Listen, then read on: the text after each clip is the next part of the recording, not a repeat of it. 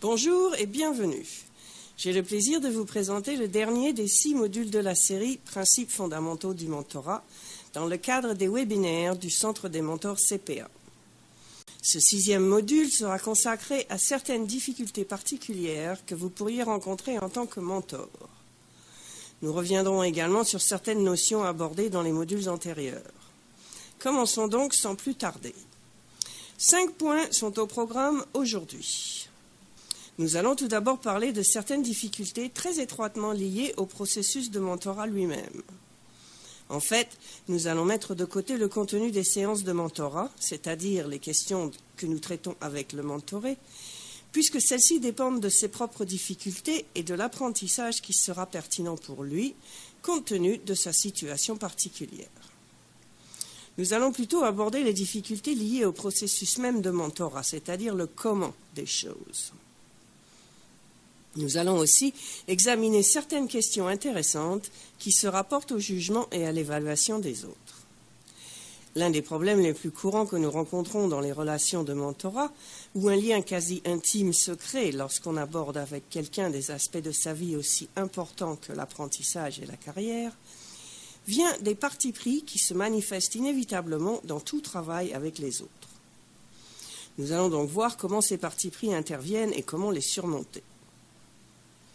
Nous allons aussi aborder d'autres notions importantes rattachées aux difficultés que le mentor peut rencontrer contre le blâme, les erreurs et la responsabilité personnelle dont nous avons parlé dans les modules précédents, mais que j'aimerais revoir aujourd'hui. Nous reviendrons aussi sur la différence entre l'approche axée sur les objectifs et l'approche axée sur les problèmes, que nous avons déjà abordée dans certains modules, et surtout sur l'approche proactive par opposition à l'approche réactive. Vous vous rappellerez peut-être que dans un module précédent, nous avons parlé de la question du comment par rapport au quoi, c'est-à-dire le processus par rapport au contenu. J'ai tenté, dès les premiers webinaires, de montrer que dans nos relations professionnelles, et tout particulièrement dans les relations de mentorat, nous consacrons beaucoup de temps à creuser le quoi, c'est-à-dire le contenu de nos communications, l'information que nous transmettons et les conseils que nous donnons. Même si ce sont des questions importantes, j'aimerais insister sur le fait que l'approche utilisée aux fins du mentorat compte généralement plus que le contenu transmis au mentoré. Cette idée s'apparente à certaines leçons qu'on nous servait dans notre enfance. Ma mère, comme la vôtre peut-être, me disait souvent « Steven, parfois, en passant, j'insiste sur le parfois, l'important n'est pas ce que tu dis, mais la façon dont tu le dis. » Et c'est précisément de cela qu'il s'agit quand nous parlons d'approche du mentorat. Je voudrais aussi souligner que même si nous abordons des choses qui semblent vraiment problématiques, et qui le sont parfois, il importe de garder à l'esprit que tous les êtres humains, dans n'importe quel contexte de gestion ou de mentorat, éprouvent des difficultés liées au processus. En fait, dans toutes les dimensions de notre vie, au travail, dans notre vie personnelle, avec nos amis et dans nos relations, le comment des choses pose toujours un défi. Comme je l'ai mentionné dans un module précédent, il suffit d'écouter les conversations des gens qui discutent de leur travail ou de leurs relations pour constater qu'ils parlent toujours de la façon de traiter avec les autres. Une grande partie de la solution à la problématique relationnelle repose sur la compréhension d'éléments comme les perceptions sociales et la façon dont les humains perçoivent leur environnement social. Comment tout cela fonctionne-t-il ? Comment nos perceptions façonnent-elles nos habiletés sociales et notre capacité d'établir des liens avec les autres et d'interagir avec eux ? L'un des principaux défis du travail d'intervention auprès des autres en contexte d'aide, d'évaluation ou de gestion, et très certainement en contexte de mentorat, est lié à la perception sociale. Revenons un peu en arrière pour voir comment cela fonctionne. Dans les années 60, un théoricien et psychologue très intéressant, Jerome Bruner, a montré à quel point il est difficile de percevoir correctement les autres. Dans un module précédent, nous avons brièvement abordé la question de l'ambiguïté des choses. Mais lorsqu'elle concerne les gens, l'ambiguïté peut donner lieu à des interprétations multiples. N'oublions pas qu'on dit qu'une chose est ambiguë lorsqu'elle est difficile à définir en raison de son caractère dynamique et que certaines personnes peuvent concevoir différemment la réalité d'une même chose. Prenons l'exemple d'un film que vous allez voir avec des amis. L'un y verra du remâché hollywoodien sans aucun intérêt et l'autre une révélation qui aura changé sa vie et sa vision du monde. Comment est-ce possible ? C'est qu'il y a de multiples réalités derrière toutes les perceptions humaines.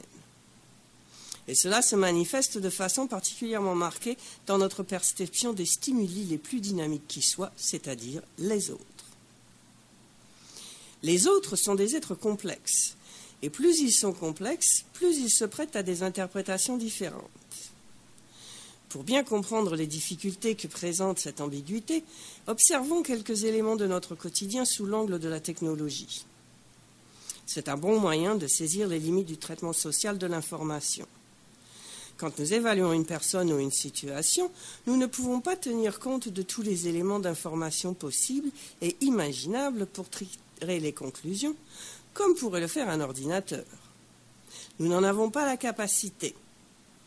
La largeur de bande requise pour utiliser un terme modèle. Nous n'avons pas les gigaoctets requis, ni le temps nécessaire. Nous ne pouvons pas parvenir à connaître aussi bien quelqu'un avec qui nous sommes en interaction pendant 5 ou 6 heures qu'une personne avec qui nous avons des relations de longue durée, sur une vingtaine d'années par exemple. Dans ce dernier cas, nous avons bien des occasions de discuter avec elle, de découvrir ses goûts, d'en apprendre plus sur ses relations, sur la dynamique de ses humeurs, sur ses émotions, sa personnalité, ce qui la distingue des autres. Nous avons le temps et la capacité de faire cela dans certaines relations. Mais dans une relation de mentorat, de gestion et dans bien d'autres relations, nous n'en avons ni le temps ni les moyens. Nous devons donc prendre des raccourcis. Avez-vous déjà remarqué que des sentiers se créent parfois sur le sol pour raccourcir des trajets à angle droit ? La même chose se produit dans notre cerveau. Nous ne pouvons pas assimiler toute l'information que nous tirons de nos interactions avec autrui. C'est pourquoi nous avons recours à ce que nous appelons l'heuristique. L'heuristique est un mot savant pour désigner une méthode d'exploration des choses. Et l'une des méthodes que nous utilisons pour tirer une conclusion au sujet d'une situation sociale consiste à en examiner uniquement un ou plusieurs éléments. Par exemple, un argument avancé, un comportement donné, une interaction ou encore une histoire racontée à une personne.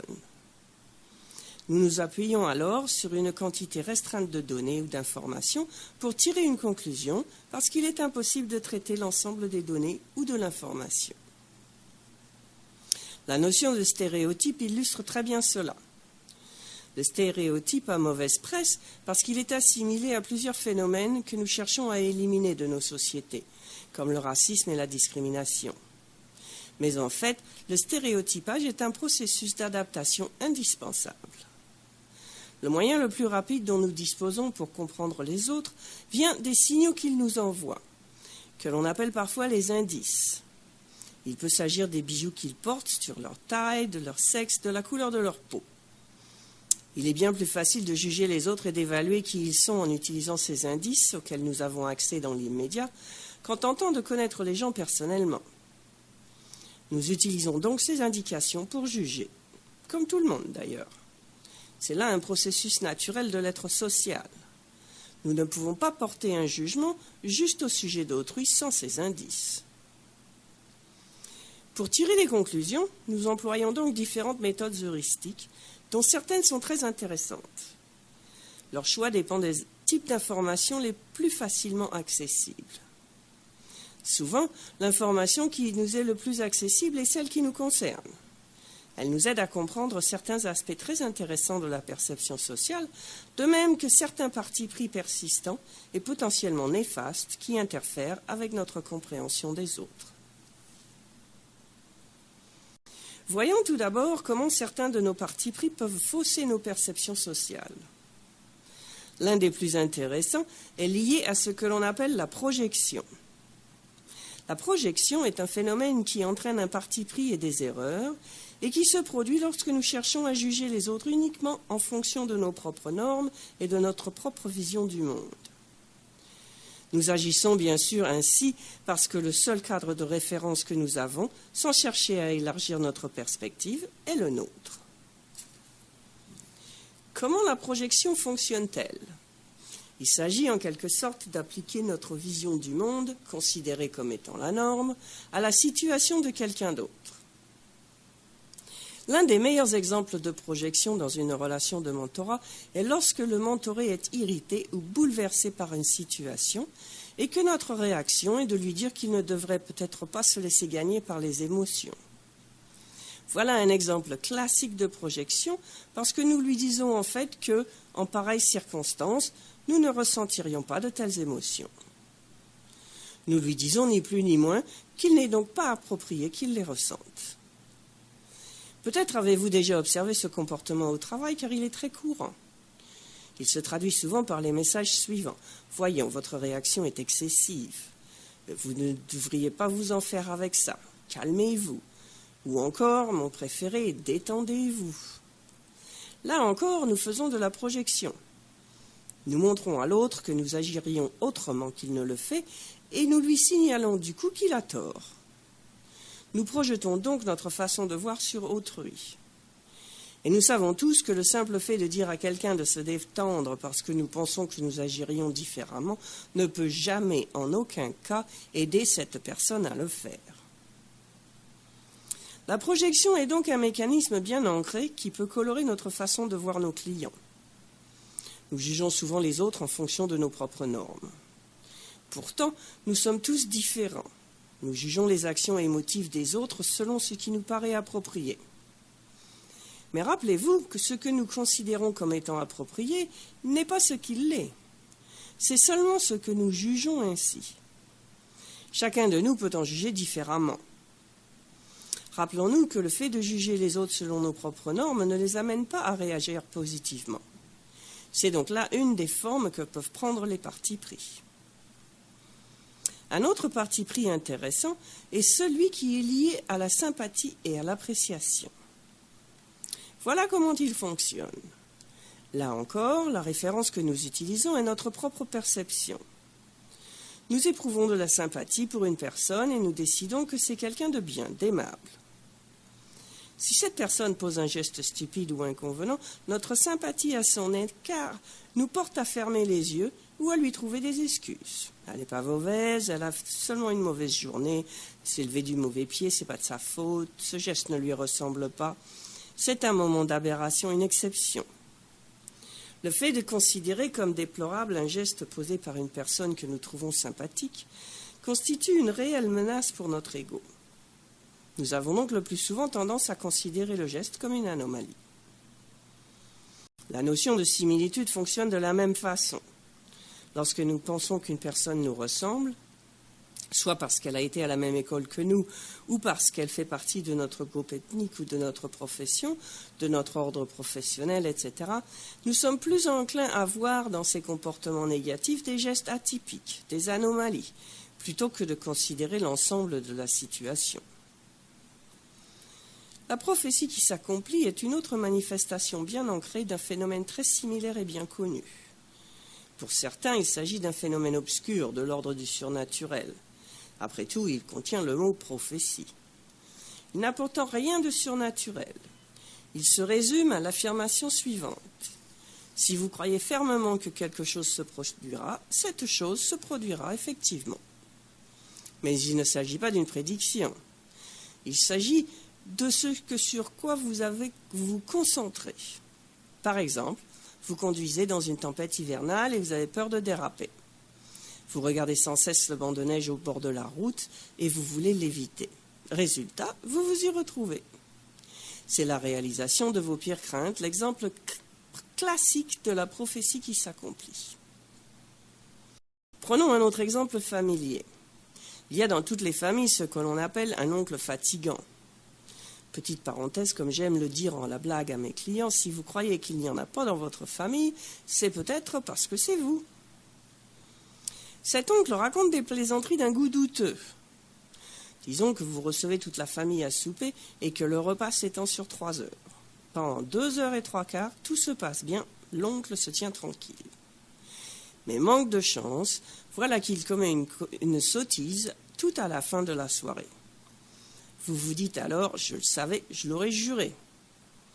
Ces 15 dernières minutes d'un repas de 3 heures, soit le 12e du temps seulement, vont alors prendre dans votre esprit une place démesurée. Et la conclusion que vous tirerez de ce repas sera bien plus fortement colorée par ce quart d'heure que par les 2 heures 3/4 qui l'auront précédé. Et si quelqu'un vous demande comment s'est comporté l'oncle en question, vous répondrez qu'il a encore fait des siennes, alors qu'en fait, il s'est bien tenu pendant presque tout le repas. Voilà en quoi consistent les prophéties qui se réalisent. Si vous prédisez un événement, vous serez plus enclin à le voir se produire, pas forcément parce qu'il se produit effectivement, mais plutôt parce qu'il confirme votre idée antérieure, votre prévision. Pourquoi agissons-nous ainsi ? Pourquoi faisons-nous de telles prophéties ? Parce que nous aimons avoir raison par-dessus tout. Et nous ferons tout ce qu'il faut pour avoir raison, coûte que coûte, même si nous devons pour cela mal juger l'oncle ou le collègue. Ce que j'appelle les effets d'auréole et de corne fonctionnent à peu près comme les partis pris liés à la sympathie et à la similitude. L'auréole que vous voyez chez quelqu'un vous prédisposera positivement à son égard, et même un geste déplorable de sa part sera considéré comme une anomalie et n'entachera pas votre perception. A l'inverse, les petites cornes que vous attribuez à une personne que vous jugez mauvaise vous empêcheront d'apprécier le geste positif qu'elle pourrait poser. Vous ne vous demanderez pas si votre perception est juste ou erronée et vous considérez son geste comme une aberration, une anomalie qui ne vous amènera pas à modifier votre perception de la personne. Les effets de primauté et de récence fonctionnent de façon analogue, mais sur un plan temporel. On en trouve des exemples frappants dans nos vies professionnelles. Vous avez eu un rendement exceptionnel toute l'année, mais malheureusement, 3 semaines avant votre évaluation, une erreur se produit. Et lors de l'évaluation de votre rendement, on ne semble tenir compte que de ces dernières semaines, passant sous silence tout le bon travail du reste de l'année. Voilà un exemple classique de l'effet de récence.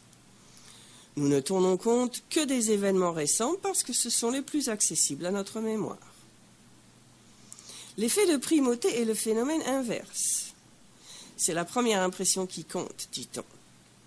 Voilà précisément en quoi consiste le parti pris lié à l'effet de primauté. Si la première impression que j'ai de vous est positive, je percevrai les gestes fâcheux ou déplorables que vous vous poserez comme des aberrations ou des anomalies. Ainsi, dans le cas des partis pris liés aux effets de primauté et de récence, c'est le temps que nous utilisons comme indice. Un autre parti pris intéressant est celui qui est lié à la théorie psychologique implicite dont j'ai déjà parlé dans un module intérieur du programme. La théorie psychologique implicite désigne tout simplement les partis pris qui découlent d'idées et de théories, parfois erronées, que l'on tire d'articles ou de renseignements incomplets et rudimentaires sur la psychologie, les êtres humains ou le fonctionnement du cerveau. Nous éprouvons tous un certain plaisir à élaborer nos propres théories sur la façon de juger, d'aider ou d'analyser les autres. Le problème vient de ce que beaucoup d'entre nous n'ont pas étudié dans ce domaine et n'y connaissent pas grand-chose. Mais cela ne nous empêche pas d'appliquer nos théories personnelles à des êtres humains en chair et en os dans une relation de mentorat. Et c'est une erreur. Nous ne devons pas chercher à analyser nos clients. Nous ne sommes pas formés pour cela. Et en plus, ce n'est pas le rôle du mentor, comme je l'ai déjà indiqué. L'erreur d'attribution est également intéressante. Voyons comment elle se produit. Nous pouvons attribuer les comportements que nous observons chez les autres à 2 grandes catégories de causes. Des facteurs circonstanciels, c'est-à-dire sur lesquels la personne n'a pas de prise, et des facteurs liés aux prédispositions, c'est-à-dire à la nature propre de la personne. Ainsi, si vous voyez quelqu'un circuler dans le couloir avec un air grognon, vous pouvez attribuer son comportement à 2 causes distinctes. 1. Il s'agit d'un être naturellement grincheux, ou 2. Un événement dans sa vie semble le troubler.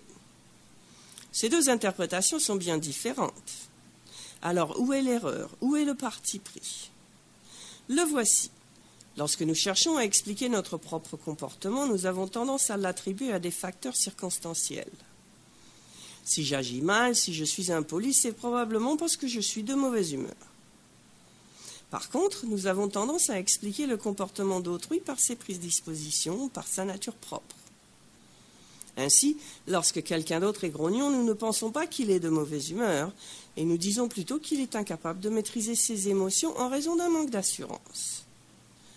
L'erreur d'attribution consiste à juger les autres à partir d'un ou de quelques-uns de leurs comportements. En revanche, quand nous portons un jugement sur nous-mêmes, nous sommes plus enclins à trouver des excuses. Nous utilisons les mêmes mécanismes pour expliquer les réussites et les échecs. Nous attribuons nos réussites à nos prédispositions, à nos qualités personnelles. Quand nous réussissons, nous nous félicitons, nous nous en glorifions. Et quand nous échouons, disons-nous que c'est parce que nous sommes médiocres? Non. Nous disons que c'est parce que nous n'avions pas les ressources nécessaires, parce que nous n'avions pas assez de temps, à cause de facteurs qui échappent à notre contrôle, par la faute d'un imbécile. Voilà comment fonctionne l'erreur d'attribution. Il est facile de voir comment cette erreur peut entraver votre capacité de faire du mentorat, d'évaluer le mentoré et d'établir une relation avec lui. Nous passons à côté de beaucoup de choses.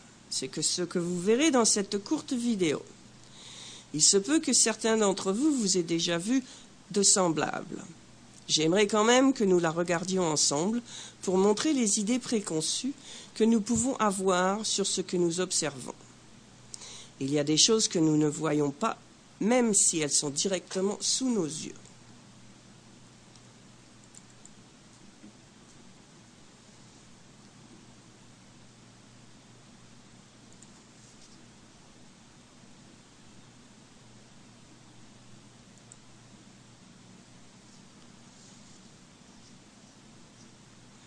Comptez combien de fois les joueurs portant un chandail blanc se passent le ballon.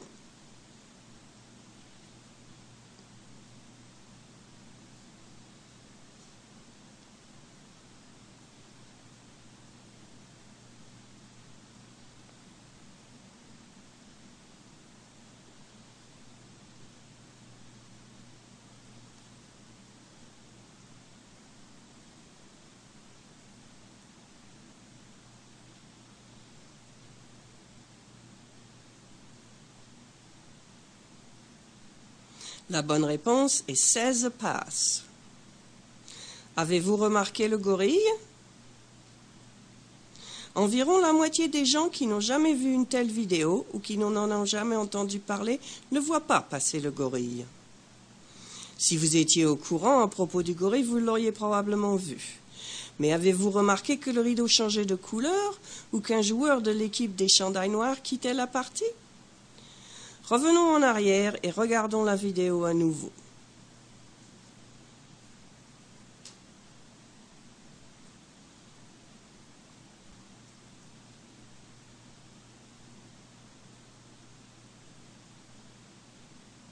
Lorsque nous cherchons un gorille, nous manquons souvent d'autres éléments inattendus.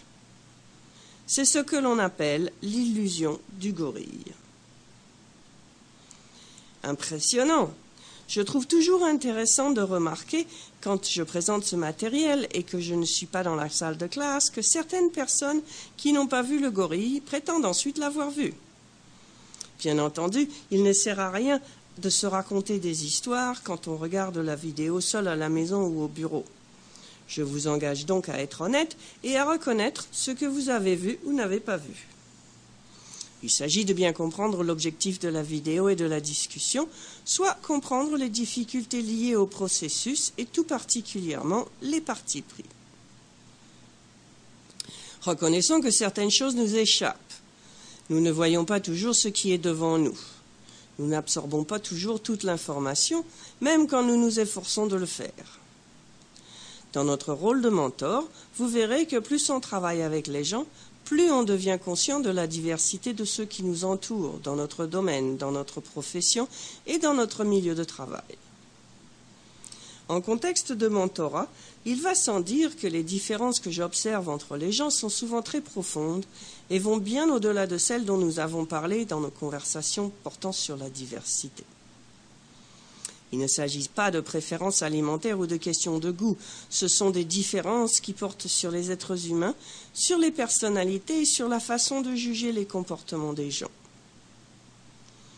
Une des choses les plus importantes que j'ai apprises en tant que mentor est que malgré notre désir de juger adéquatement, nous sommes amenés à tenter d'arranger la réalité parce que nous aimons que les choses soient bien classées et organisées. Nous n'aimons pas l'ambiguïté des comportements et nous acceptons mal de ne pas pouvoir catégoriser et situer les gens. Ce besoin d'agir ainsi peut nous empêcher de voir certaines choses. C'est ce qui est intéressant dans la vidéo. Quand nous comptons le nombre de passes de ballon d'un joueur à l'autre, notre esprit se concentre sur une seule chose. Pendant ce temps, même dans ce cadre très circoncis, nous ne voyons pas certains des éléments d'information les plus patents. Pourquoi ? Parce que nous avons en quelque sorte des préjugés, parce que nous focalisons notre attention sur un seul point. C'est un mécanisme très semblable à celui des signaux et indices dont nous avons parlé plus tôt. Ce qui nous amène à la question fondamentale. Nous avons des partis pris. Très bien. Mais comment pouvons-nous nous en débarrasser ? Comment les surmonter ? Est-ce que nous pouvons être plus objectifs dans notre fonction de mentor ? Nous voulons bien sûr l'être le plus possible, mais nous devons nous rendre à l'évidence. On ne peut pas éliminer les partis pris. Avoir des partis pris est humain. C'est au cœur de nos vies, au cœur même de nos décisions. Nous ne pouvons pas échapper aux partis pris et nous ne pouvons pas traiter l'information sociale autant et aussi bien que nous le voudrions. Il est impossible de rencontrer une personne et d'assimiler aussitôt toute l'information qui la concerne pour porter un jugement adéquat sur elle, pour toutes sortes de raisons, comme celles que je viens de mentionner, soit les limites de notre capacité de traitement de l'information, les contraintes de temps, les perceptions faussées, le recours à l'heuristique, et finalement, parce que tout simplement, c'est trop difficile. En fait, l'heuristique est même plutôt utile parce qu'elle nous permet d'arrêter des jugements rapidement. Alors, reconnaissons que nous ne pouvons pas surmonter complètement nos partis pris. Nous pouvons cependant être attentifs au type de parti pris que nous avons tendance à adopter et accepter que cela fait partie de notre nature humaine. À partir de là, nous pouvons opérer des changements très importants, selon moi, dans notre façon de percevoir les autres. Le premier de ces changements consiste à supposer le meilleur à propos des autres. Compte tenu de notre désir de juger, de notre tendance à tirer des conclusions à partir d'informations fragmentaires, comme nous venons de le dire, je pense qu'il est bien plus utile de présumer le meilleur chez les autres que l'inverse. Même quand nous observons des comportements ou des façons de communiquer problématiques chez quelqu'un ou chez un mentoré, qu'il s'agisse de façons d'agir, de travailler, de se comporter, ou encore de façons de faire que nous désapprouvons ou que nous concevons différemment, il vaut toujours mieux donner à la personne le bénéfice du doute afin de pouvoir dépasser certains partis pris. Nous devons aussi être conscients de nos propres limites, comprendre en quoi consistent les signaux que nous recevons et reconnaître les préjugés favorables que nous pouvons avoir à l'égard de certaines personnes. Lorsque nous travaillons avec quelqu'un, quels préjugés sommes-nous susceptibles d'avoir à son sujet à partir d'observations antérieures ? Nous devons prendre conscience des partis pris que nous adoptons à partir des signaux que nous envoie cette personne, de son sexe, du groupe ethnique dont elle fait partie, de l'école qu'elle a fréquentée, des études qu'elle a faites et de son âge. Nous devons aussi être conscients des limites de nos perceptions sociales, pratiquer l'autocritique et faire des choix adaptés aux personnes avec lesquelles nous aurons à travailler. Nous pouvons parfois nous sentir obligés de faire du mentorat auprès de certaines personnes, mais il est très important de prendre des décisions fondées sur la compatibilité. Si vous pensez que vous serez incapable d'interagir de façon impartiale avec quelqu'un, Il ne sert à rien de vous culpabiliser ou de chercher à vous transformer complètement. Vous pouvez plutôt faire des choix adaptés à la situation. S'il vous est impossible d'être aussi objectif que vous le souhaitez dans vos rapports avec une personne, vous ne devriez probablement pas travailler avec elle. Il serait bien plus grave de prétendre que vous pouvez être objectif et de faire ensuite des erreurs de jugement à son égard. À la naissance de mon premier enfant, il y a 12 ans, j'ai pris une décision à laquelle je m'astreins tous les jours, dans mon travail comme mentor, comme professionnel et comme éducateur. J'ai décidé d'éliminer le blâme et les accusations de ma façon de voir le monde. Quand on travaille en communication, dans un contexte de mentorat, quand on doit composer avec l'ambiguïté du comportement humain, quand on doit jouer un rôle aussi délicat que celui d'aider les gens dans leur carrière, dans leurs relations avec leurs supérieurs et dans leur travail, il est très important de prendre la décision d'éliminer le blâme de notre façon de voir le monde. Cette décision que j'ai prise il y a 12 ans a changé ma vie. J'y travaille tous les jours, sans toujours y réussir parfaitement. Mais cela m'a permis de comprendre certaines réalités extraordinaires. L'importance de nous sentir responsables de notre façon de communiquer avec les autres, sans les blâmer pour les malentendus, sans faire de reproches aux mentorés lorsqu'ils ne suivent pas nos conseils ou réagissent mal à ce que nous leur disons. L'importance de reconnaître qu'en cas de problème de ce genre, c'est à nous qu'il appartient de changer notre façon d'aborder la situation. Cette attitude est essentielle pour pouvoir fonctionner dans le monde. Car vous savez ce qui se produit lorsque nous blâmons les autres? Nous leur remettons en fait les commandes de notre vie. C'est particulièrement vrai dans les professions de relations d'aide. Il m'arrive souvent de donner des conseils à des mentorés, de leur suggérer des pistes d'action qu'ils ne suivent pas. Je pourrais alors les regarder de haut et me dire qu'ils auraient dû m'écouter plus attentivement, qu'ils auraient mieux fait de suivre mes conseils. Mais il est bien plus utile de regarder la situation sous un autre angle et de me demander comment j'aurais pu me donner mes conseils autrement pour qu'ils fassent mieux leur chemin dans la tête des mentorés. Il nous incombe de veiller à ce que notre message passe bien chez le mentoré. C'est la responsabilité du mentor de communiquer efficacement en contexte de mentorat. Or, le blâme nous enlève le contrôle de la situation. Il ne sert à rien de blâmer les autres parce que de toute façon, nous ne pouvons pas les changer. Lorsque nous blâmons ou accusons le mentoré, nous lui disons en fait que le mentorat fonctionnerait bien mieux s'il devenait d'une autre personne.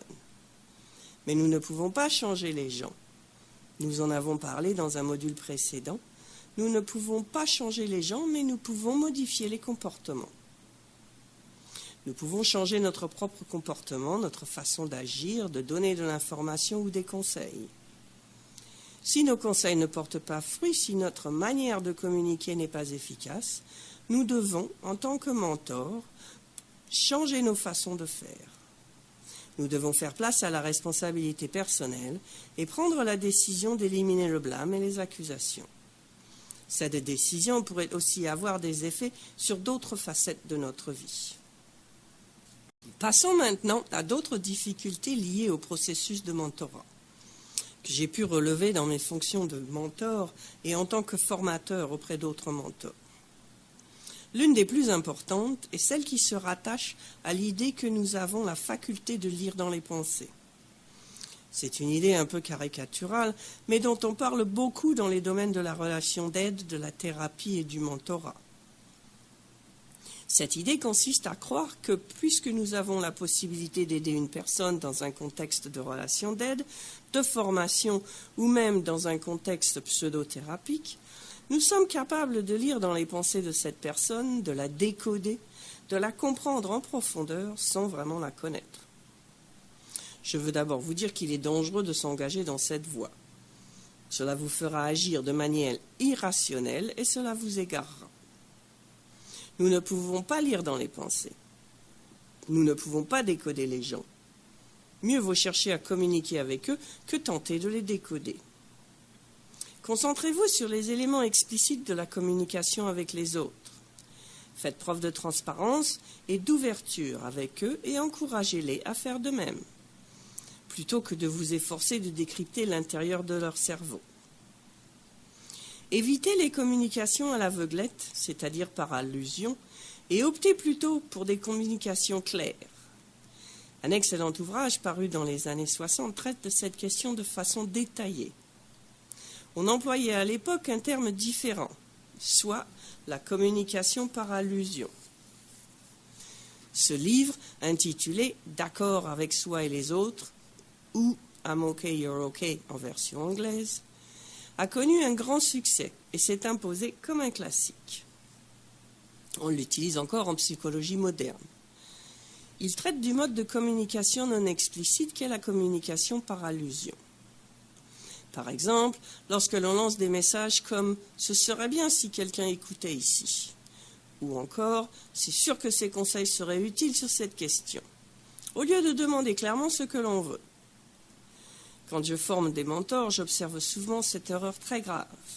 Les mentors hésitent à faire des demandes explicites aux mentorés et à dire par exemple « êtes-vous prêt à essayer d'adopter tel comportement au lieu de tel autre et à le faire dans le cadre de votre prochaine réunion mardi ?»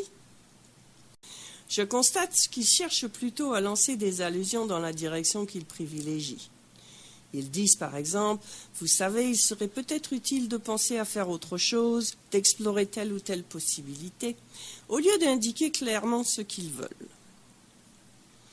Les communications par allusion sont donc un peu un jeu qui prend appui sur notre manque d'assurance ou sur notre manque de courage, sur notre peur de l'ouverture et du franc-parler. Passons maintenant à la règle d'or. Il existe évidemment plusieurs règles d'or selon les écoles de pensée. Selon l'école à laquelle j'appartiens, la règle d'or est « celui ou celle qui alors impose sa règle ». Mais il ne s'agit pas de la règle d'or qui m'intéresse ici. Certains connaissent sans doute la règle d'or d'inspiration religieuse fondée sur le principe de réciprocité et qui s'énonce ainsi. Ne faites pas à autrui ce que vous ne voulez pas qu'on vous fasse. C'est presque un crime d'afficher cette règle sur la diapositive. C'est une règle que je trouve nulle, vraiment nulle. C'est de la projection par excellence. Or, la règle d'or, il faudrait traiter les autres comme nous voudrions être traités.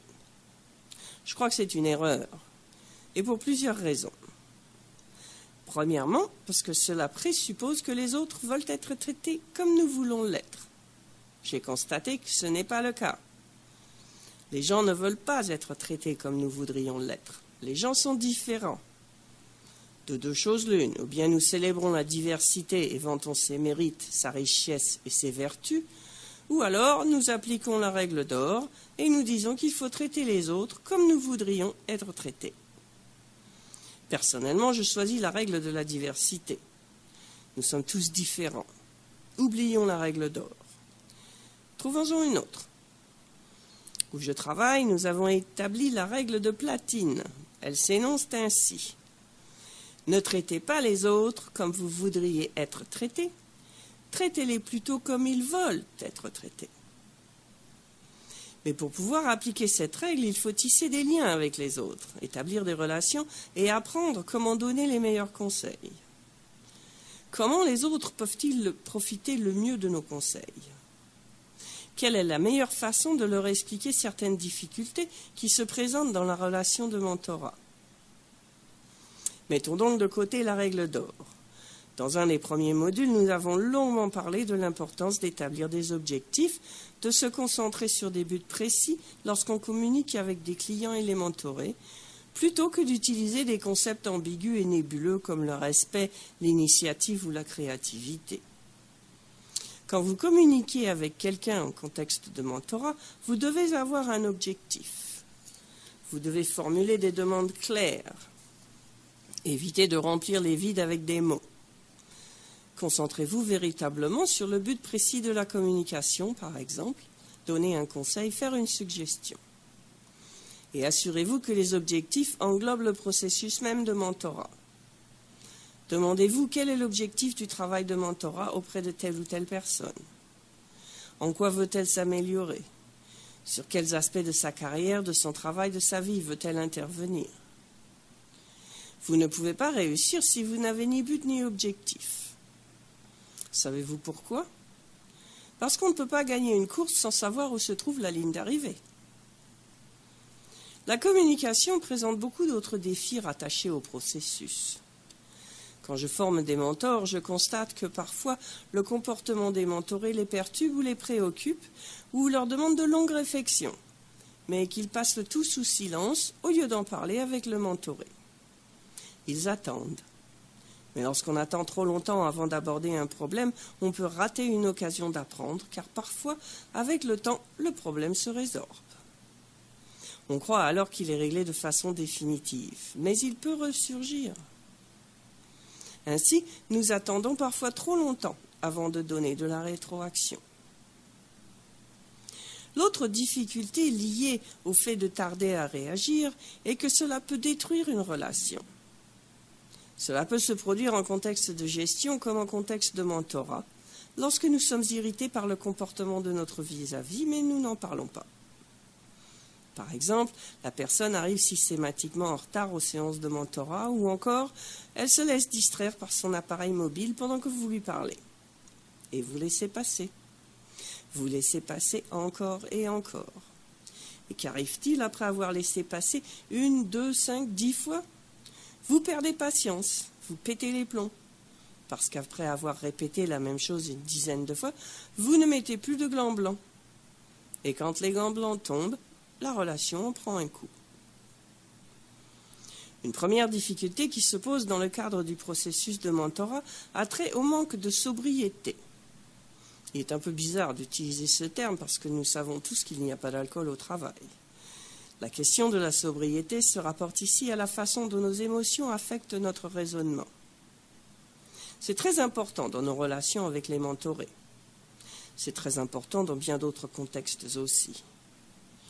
Si vous avez déjà travaillé au service à la clientèle, au guichet d'une banque, dans un magasin, dans les services de première ligne avec des clients, si vous avez travaillé avec des clients contrariés, vous savez qu'on ne peut pas raisonner avec les gens qui se montrent déraisonnables.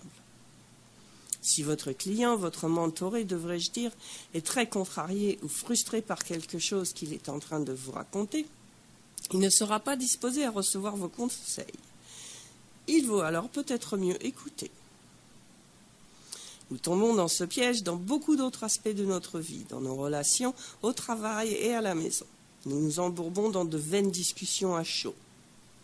On ne peut pas être raisonnable avec quelqu'un qui ne l'est pas. Et on ne peut pas être raisonnable quand on est dominé par les émotions. Il faut donc trouver ce que j'appelle un moment de sobriété, que ce soit le vôtre ou celui de votre vis-à-vis.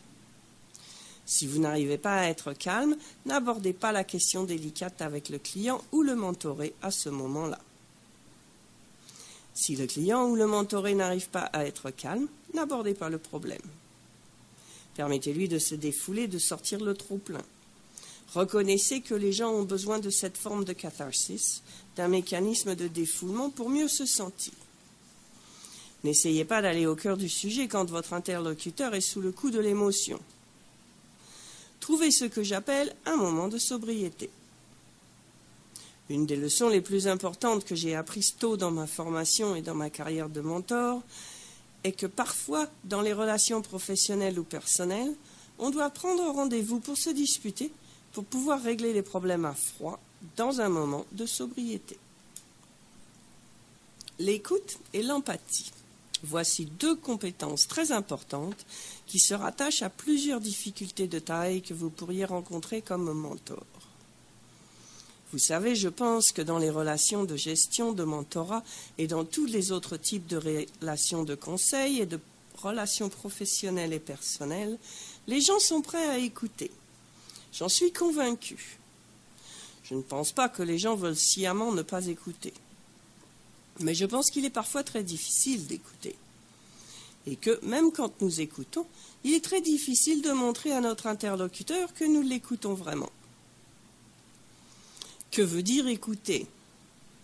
Écouter ne signifie pas simplement entendre des choses. On écoute pour mieux comprendre ce que dit la personne qui nous parle. Écouter exige donc parfois de parler. Non pas de parler en l'air, de remplir la conversation, d'interrompre ou de piaffer d'impatience pour ajouter son grain de sel pendant que quelqu'un parle, mais plutôt de s'enquérir, d'interroger, de poser des questions pour mieux saisir les propos de l'interlocuteur. Parler ainsi est un bon moyen de montrer qu'on en écoute. Si vous craignez que la personne devant vous pense que vous ne l'écoutez pas alors que vous l'écoutez vraiment, montrez-lui que vous l'écoutez. L'une des façons de le faire est de lui demander de préciser certaines choses. Vous pouvez aussi paraphraser, c'est très facile. Mais si vous trouvez que cela ne vous vient pas naturellement, essayez différentes tournures, comme « si j'ai bien compris, vous dites telle et telle chose, ai-je bien compris ?» Ou encore « voyons voir si j'ai bien compris, je crois comprendre que vous dites telle et telle chose. » Ou encore « je crois que je comprends ce que vous dites, il peut agir de ceci ou de cela, est-ce bien cela ?» Ce sont de bonnes façons de paraphraser et de poser des questions précises pour montrer à votre interlocuteur que vous l'écoutez vraiment. Le langage corporel maintenant. Nous pourrions y consacrer un programme complet de 6 modules. Limitons-nous pour le moment à 2 remarques très brèves. Premièrement, ouvrez votre corps lorsque vous écoutez quelqu'un. Ouvrez les bras, décroisez les jambes, ouvrez-vous. Deuxièmement, penchez-vous vers l'avant. C'est tout ce que vous devez savoir pour pouvoir écouter correctement votre interlocuteur. Le contact visuel peut aussi être utile dans une certaine mesure. Mais de nos jours, il faut le faire avec précaution. Soyez attentifs. Il n'est pas nécessaire de regarder votre interlocuteur dans les yeux et il faut éviter de le fixer car en fait, cela produit un sentiment étrange, un peu bizarre. Si vous n'êtes pas à l'aise, je vous suggère de regarder le nez de la personne pour qu'elle sente que vous lui portez attention. Lorsque le mentorat se fait sur Skype ou par d'autres moyens de vidéoconférence, le contact visuel est particulièrement difficile. Gardez à l'esprit qu'il se produit un décalage entre ce que vous regardez et ce que vous semblez regarder. Lorsque vous regardez quelqu'un dans les yeux à l'écran, la personne à distance n'aura pas l'impression que vous la regardez dans les yeux parce que la caméra se trouve en haut de votre écran et non vis-à-vis de ses yeux. Par conséquent, pour créer un sentiment d'empathie et d'écoute lors des séances de mentorat sur Skype, essayez de regarder la caméra et pas seulement les yeux de la personne à l'écran. Certains m'ont dit qu'ils trouvent difficile d'établir un contact visuel par vidéoconférence parce que le contact semble artificiel. Le problème de la caméra est l'une des raisons qui explique ce malaise. Dans les rencontres en personne, le contact est beaucoup plus facile. Tentez tout de même d'ouvrir votre corps. Décroisez les jambes, décroisez les bras, réagissez verbalement à la présence des gens. Essayez un truc très utile que j'ai appris en counseling, c'est-à-dire utiliser des expressions de remplissage. Par exemple, ça peut paraître stupide, mais il s'agit simplement de dire « bien sûr, pourriez-vous m'en dire plus ?» Si vous êtes silencieux, il sera très difficile pour votre interlocuteur de sentir que vous l'écoutez vraiment. Essayez de manifester de l'empathie, de paraphraser, d'ajouter des éléments de discussion et de poser des questions de clarification pour préciser les propos de votre interlocuteur. Qu'est-ce que l'empathie ?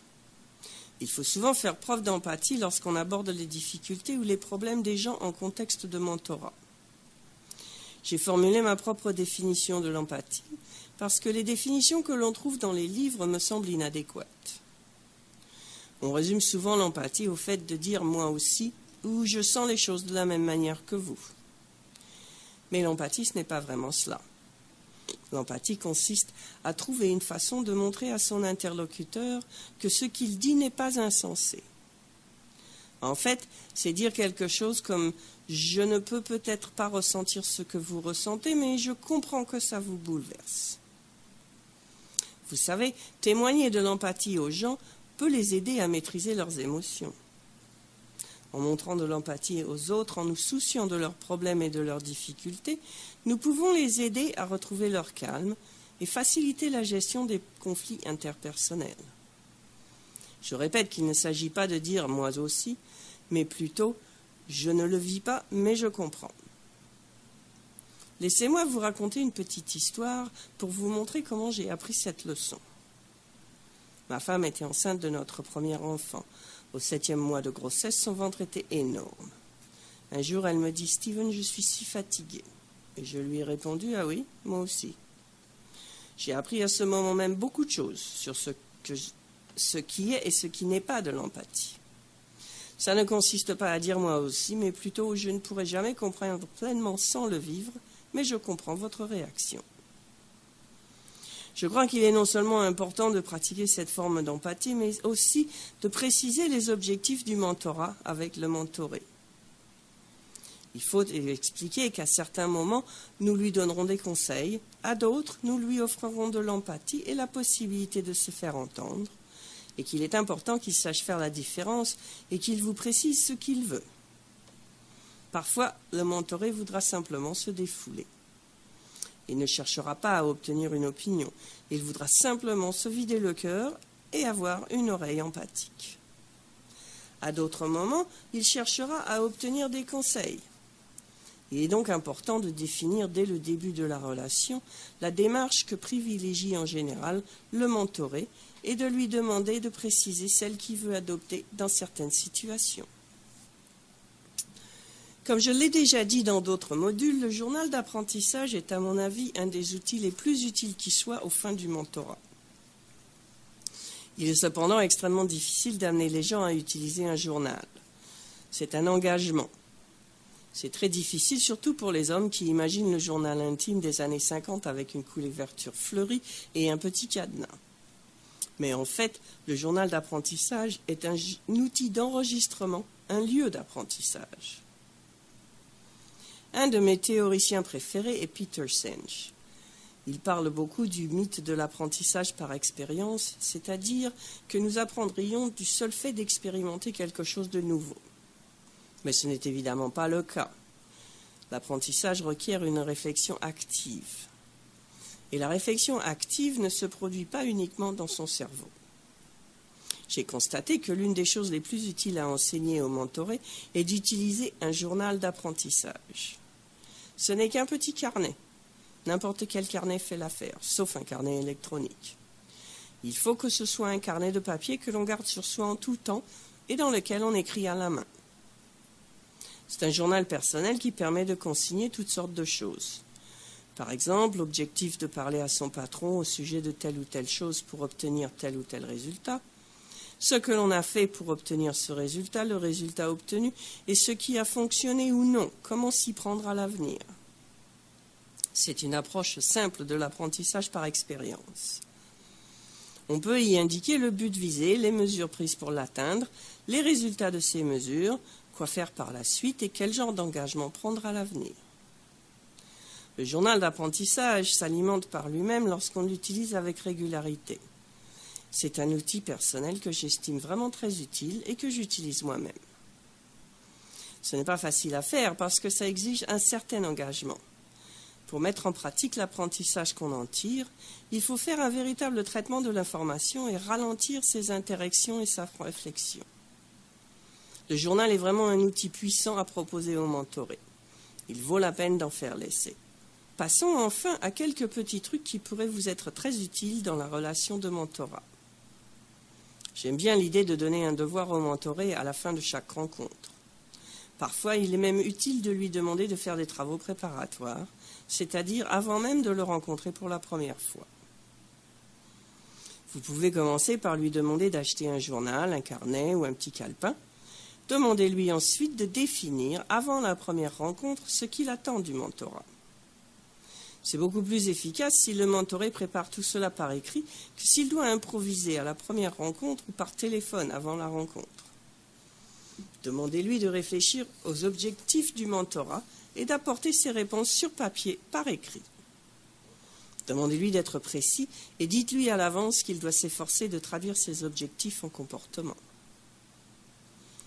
À la première séance, aidez-le à définir à quel comportement se rattachent ses objectifs.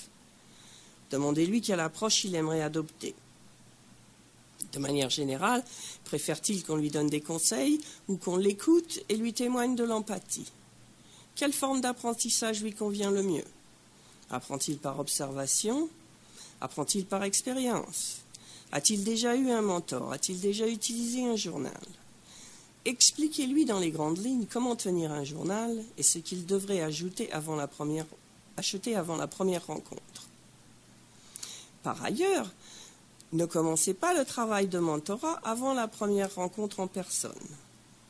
Souvent, le mentoré pourra commencer dès le premier appel téléphonique. Il voudra vous parler de ses objectifs, vous pouvez l'écouter et signifier que vous avez écouté. Mais ne vous laissez pas prendre, le mentorat doit se faire pendant les rencontres en personne. Je crois que c'est très important. Autrement, la frontière entre la séance de mentorat et un coup de téléphone rapide ou un bref échange par courriel s'estompera.